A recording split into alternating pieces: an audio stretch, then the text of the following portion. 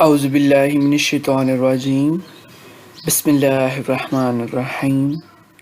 जी, assignment number 1 spring 2020 CS301 data structure के solution के साथ हाजिर हैं। एक बात जो है वो इस वीडियो को देखने से पहले मेरी क्लियर करते चलें आप लोग कि अगर आप इस वीडियो को लास्ट तक देखेंगे तभी आपको कोई फ़ायदा है, ठीक है?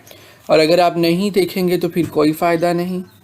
दूसरा ये है कि इसकी सॉल्यूशन फ़ाइल आपको चाहिए कोड मैं आप लोगों को दे दूंगा, ठीक है? सॉल्यूशन फ़ाइल, ऐसा कोई इशू नहीं है। लेकिन अगर आप कोड एज़ इट इज़ लिख देंगे तो आपके मार्क्स तो बिल्कुल ज़ीरो आएंगे, क्योंकि इसमें अगर आपको चेंजिंग करने के हवाले से अगर आपने ये वीडियो कंप्लीट ना देखी तो आपको ये नहीं पता चलेगा कि चेंजिंग कैसे करनी है और क्या करनी है। ज़रा आपने कोड को इधर से उधर किया, मतलब कि आपने कोड में जो है वो कुछ भी किया ना, एक आपने कॉमे को भी चेंज किया तो इसकी आउटपुट नहीं आनी। चेंजिंग कैसे करनी है, क्या करनी है, इस वीडियो में आपको सब बताया जाएगा, ठीक है जी।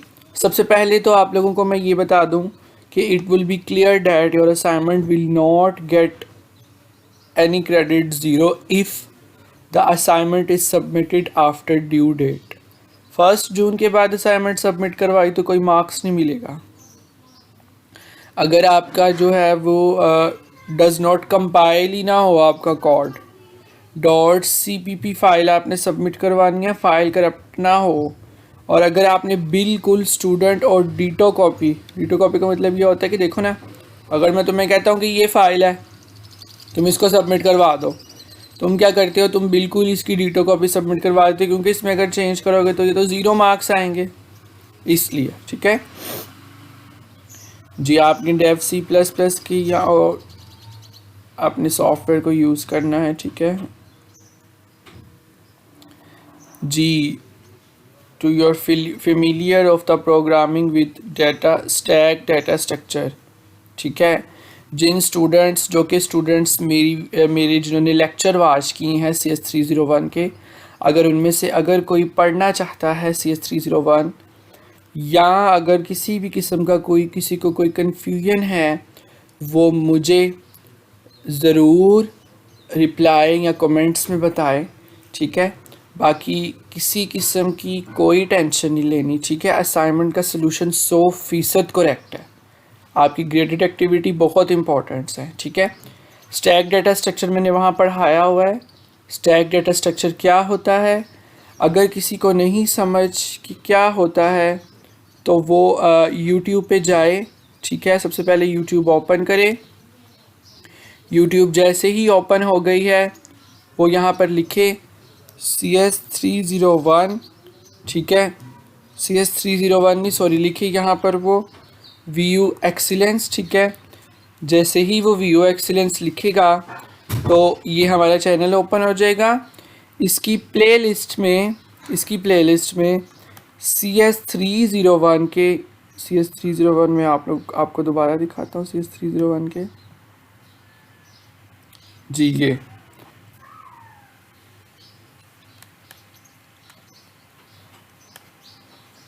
CS301 का लेक्चर नंबर 1, 2, 3, 4, 5, 6, 7, 8, 9, 10 शॉर्ट लेक्चर्स हैं, बहुत ही इंतहाई इजी लेक्चर्स हैं।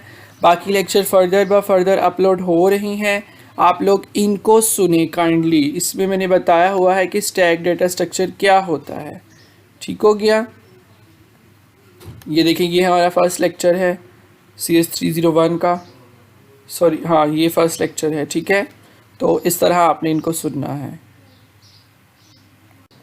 जी। असाइनमेंट की सलूशन की तरफ ही जा रहे थे, पहले इसके क्वेश्चन को रीड कर लें। क्वेश्चन को रीड करना बहुत ज़्यादा ज़रूरी है। You are required to write a C++ program. आपने एक C++ प्रोग्राम लिखना है जो कि स्टैक डाटा स्ट्रक्चर को यूज़ करते हुए और different types of books based का जो इनका नंबर है, उनका जो आइडेंटिफिकेशन नंबर है, उसको आइडेंटिफाई करें, ठीक है। मतलब कि स्टैक डाटा स्ट्रक्चर आपने बनाना है बुक्स का, ठीक है, और उनके आपने आइडेंटिफिकेशन नंबर देने हैं। यू हैव टू इम्प्लीमेंट, आपने इम्प्लीमेंट करना है इसको स्टैक डाटा स्ट्रक्चर को यूजिंग एन अरे, ठीक है, अरे के ज़रिए। A stack is a LIFO data structure. LIFO का मतलब क्या होता है?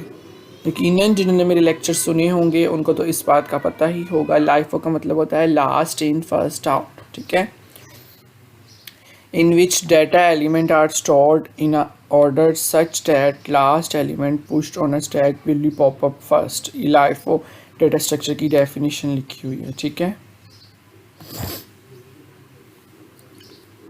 Suppose a student is collecting book throwing a stack of books। ठीक है, ये आपका सिनेरियो है कि जो आपका एक स्टूडेंट है वो आपकी एक बुक्स को कलेक्ट कर रहा है, throwing into stack from a books। You need to develop an application that will be count different books in stack।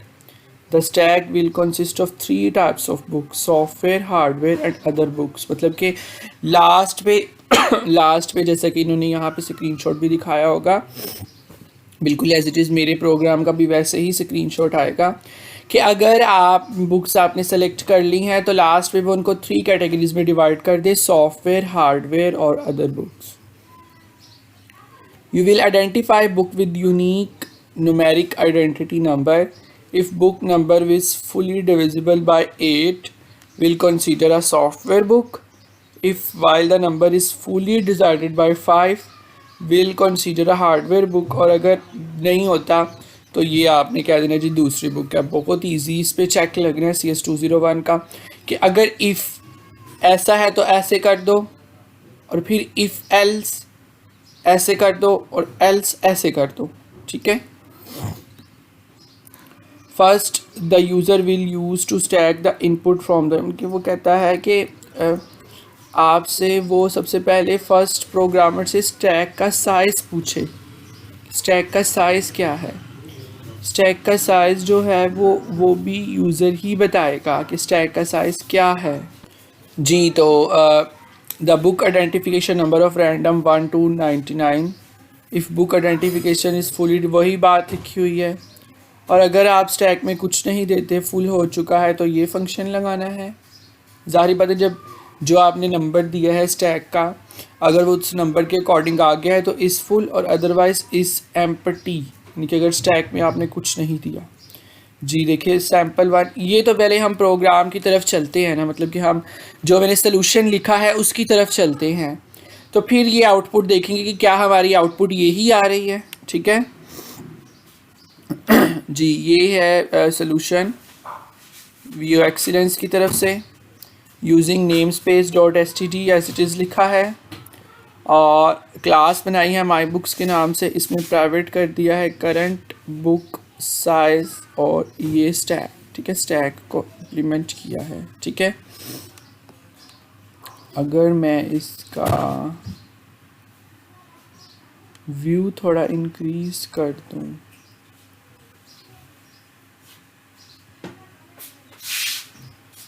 चलें कोई नहीं, अभी भी तकरीबन थोड़ा बहुत क्लियर ही हमें नज़र आ रहा है, क्लियर ही नज़र आ रहा होगा आपको।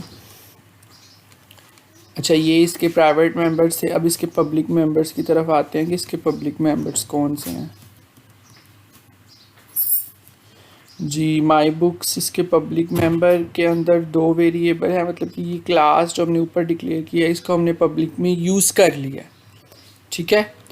अगर आप इस क्लास का नाम चेंज करते हैं तो आपको यहाँ से भी क्लास के नाम को चेंज करना पड़ेगा।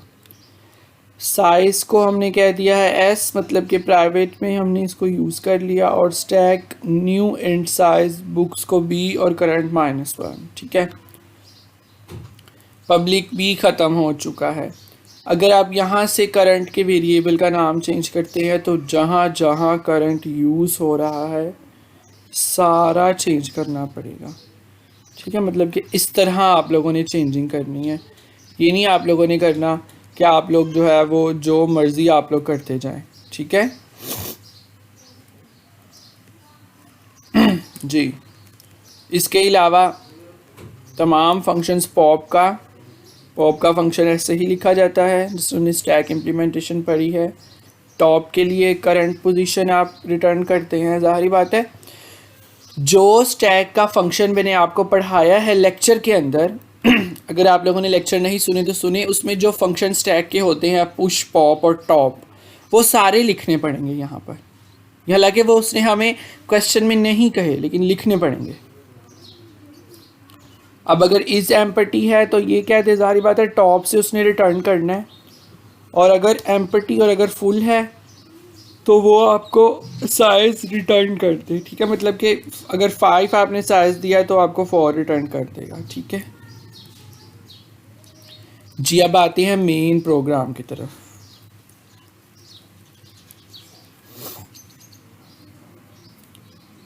एस बुक्स, एच बुक्स यानी कि सॉफ्टवेयर बुक्स, हार्डवेयर बुक्स और अदर बुक्स।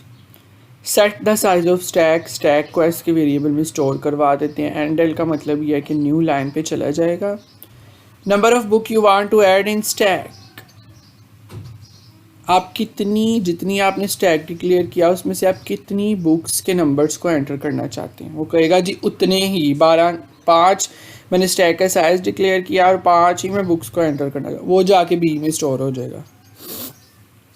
यहाँ पर माई बुक्स के नाम की जो क्लास है उसका एक हम लोग ऑब्जेक्ट बनाएंगे बुक के नाम का, और उसको ये 2 वेरिएबल पास कर देंगे। तो ऊपर जो उसके अंदर फंक्शनैलिटी लिखी हुई है ना माई बुक की क्लास के अंदर, को इसको 2 वेरिएबल दरकार थे, वो ये सारी चल जाएगी। ठीक है,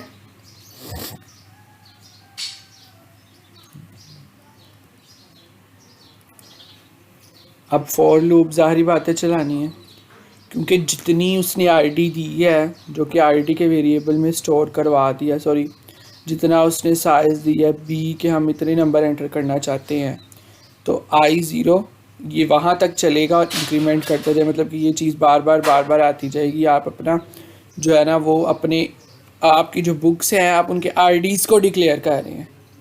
आउटपुट होगी ना तो साथ साथ दोबारा बता दूंगा एक बार। ठीक है, जो भी आईडी वो देता है वो CN के ज़रिए आईडी में जाती है और बुक डॉट पुश के वेरिएबल में चली जाती है। ठीक है,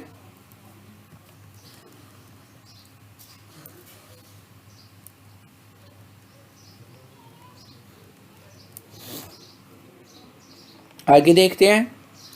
int I is equal to 0 for book अगर एम्पटी, अगर एम्पटी नहीं है, ठीक है ना, अगर तो एम्पटी होगा तो ये वाला चल देगा बुक नॉट फाउंड, लेकिन अगर ये कंडीशन ट्रू हो जाती है तो फिर ये चलेगा।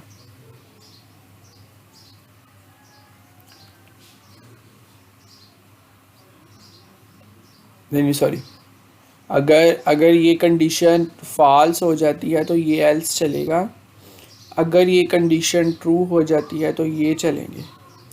मतलब कि वो देखेगा कि जो भी बुक्स उनको डिवाइड करके वो 8 से जो डिवाइड हो रही हैं उनको सॉफ्टवेयर बुक्स में स्टोर कर लेगा, और जो 5 से डिवाइड हो रहे हैं उनको एच बुक्स में स्टोर कर लेगा, और बाकी जो भी बचेंगे उनको और बुक्स में स्टोर कर लेगा। ठीक है ना, अगर तो एम्पटी नहीं है तो ये प्रोग्राम चलेगा।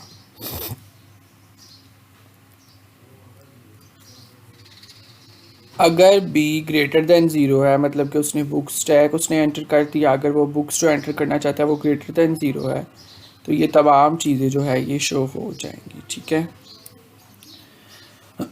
जी, यहाँ तक तो हमारा प्रोग्राम, आपने सिर्फ वेरिएबल्स चेंज करने हैं या आपने कमेंट्स वगैरह देने हैं। ठीक है, जिन्होंने मेरी इस वीडियो को लास्ट तक देखा है वो इस वीडियो को एक बार दोबारा देखें और लिखेंगे 2 डन, कमेंट में लिखेंगे 2 डन, तो उनको इसका सलूशन मैं प्रोवाइड कर दूंगा। ठीक है, इसको चला के देख लेते हैं सबसे पहले।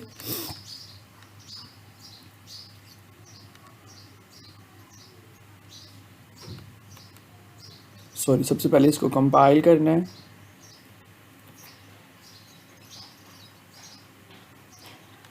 अब इसको करना है रन। इस विंडो को मैं थोड़ा सा नीचे जी, आपकी असाइनमेंट की तरह set the size of the stack, मैंने लिखा 6। ठीक है, number you want to books and a stack,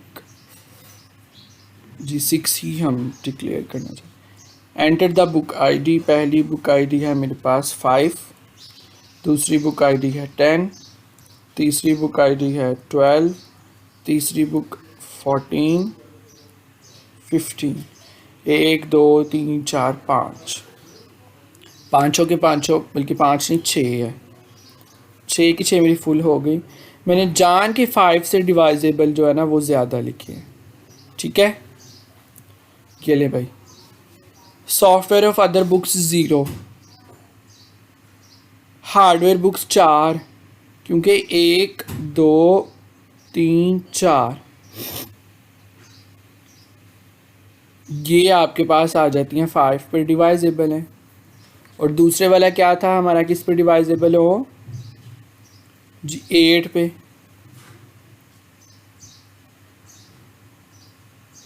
ये भी दोनों कट जाते हैं 12 और 14, तो सॉरी 12 और 14 जो है वो 8 पे जाते ही नहीं, तो सॉफ्टवेयर बुक्स 0 हैं और टोटल जो बाकी बुक्स बची हैं वो 2 हैं।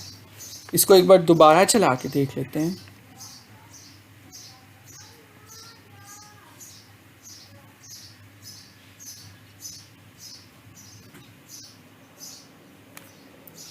सेम एज इट इज़ यही वाला 5 5 8 16 15 5 4 8 16 15 5 4 जी 2 2 1, ठीक है। अब देखें इसने आगे क्या दिया हुआ है, 3 में ये करें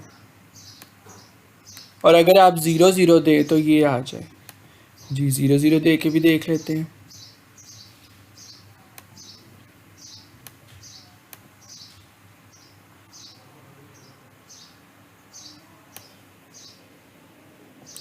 ज़ीरो ज़ीरो जी, बुक्स नॉट फाउंड, ठीक है।